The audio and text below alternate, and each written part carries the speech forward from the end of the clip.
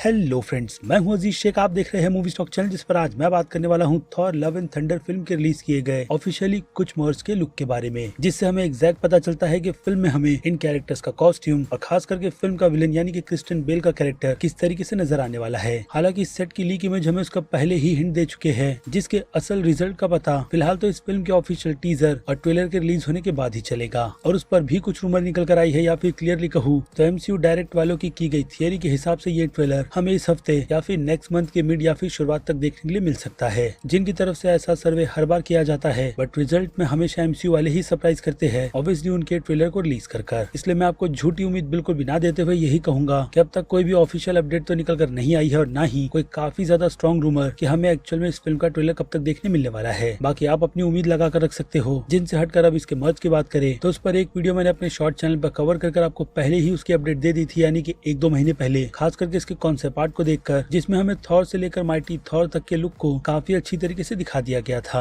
और फिर उसके बाद सरप्राइज करने वाली इमेज ये थी, जिसके रिलीज होते के साथ में ही फैंस के बीच कंफ्यूजन बहुत ही ज्यादा बढ़ चुकी है कि असल में इस फिल्म में थॉर का अपग्रेडेड सूट कैसा दिखने वाला है, क्योंकि उसके 2 वर्जन हैं, जिन सभी की सभी डिटेल्स पर तो मैं इस वीडियो में बात करने ही वाला हूँ। लेकिन अब उससे पहले बनेगी मेरी एक छोटी सी रिक्वेस्ट, जो की है चैनल को सब्सक्राइब, वीडियो को लाइक और शेयर करने की।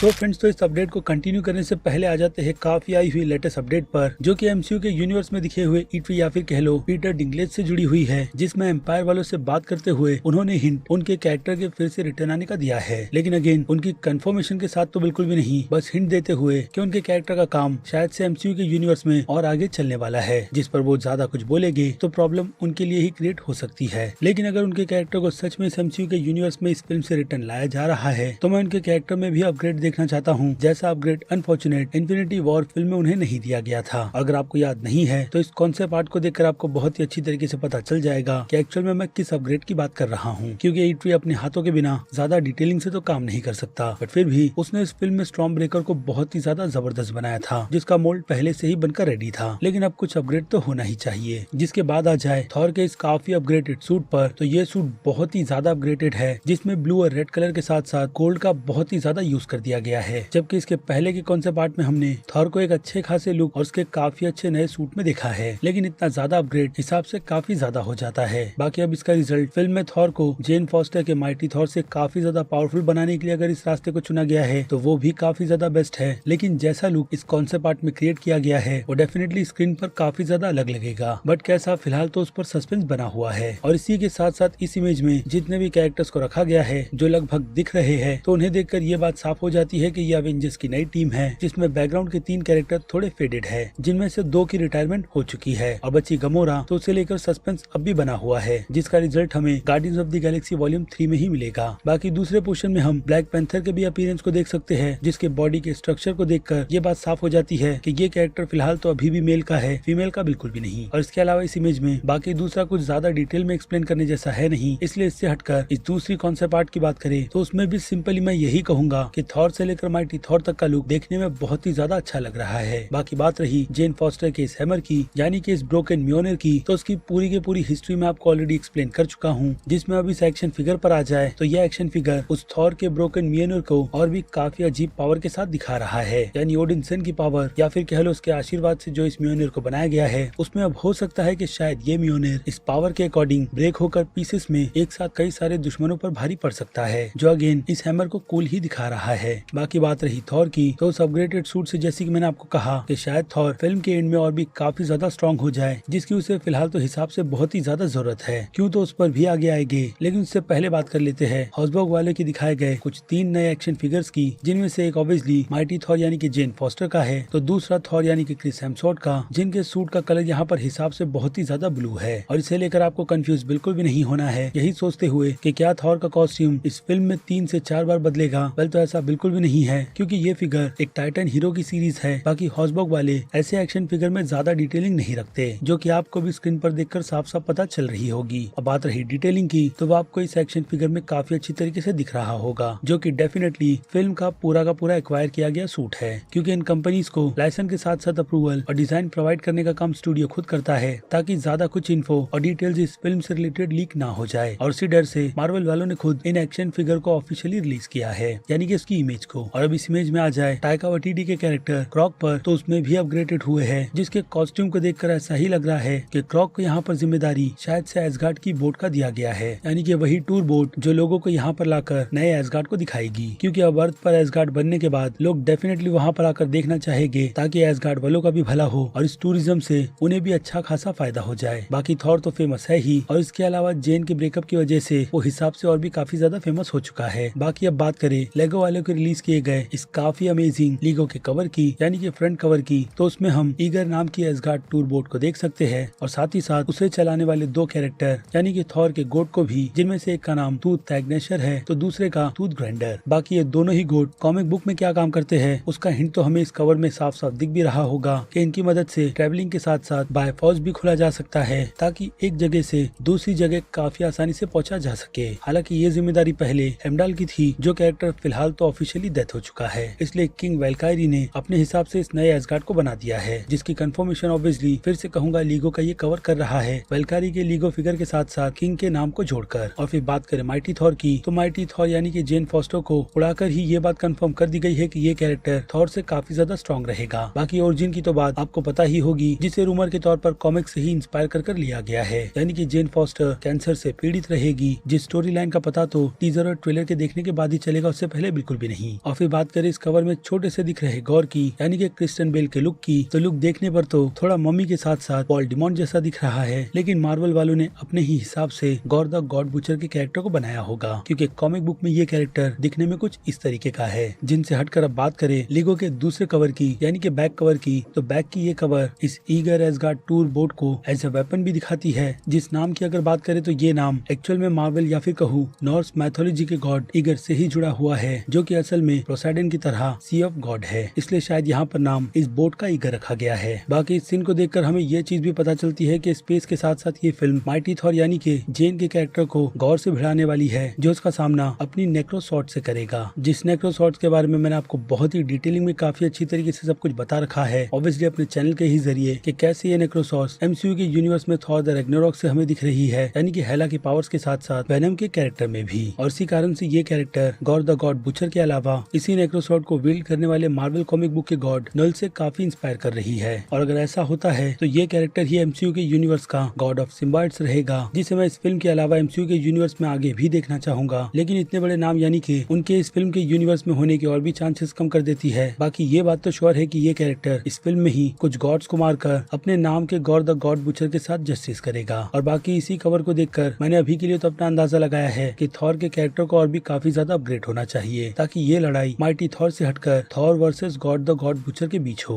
जिस बारे में अब आपकी राय मुझे कमेंट में चाहिए, क्योंकि अब वक्त है वीडियो को यहीं पर खत्म करने का। मैं हूँ अजीज शेख, आप देख रहे थे मूवी स्टॉक चैनल, जिसे अगर आपने अभी तक सब्सक्राइब नहीं किया है तो सब्सक्राइब कर लीजिए और बगल में बने हुए बेल आइकन के साथ साथ नोटिफिकेशन को भी ऑल पर क्लिक कर दीजिएगा। बाकी अब मैं मिलता हूँ जल्दी आपसे दूसरी किसी वीडियो में किसी और फिल्म या फिर किसी और सीरीज के टॉपिक पर बात करते हुए। तब तक के लिए आप मेरे चैनल के बाकी दूसरे वीडियोस को भी एंजॉय कीजिए और टिल देन बाय।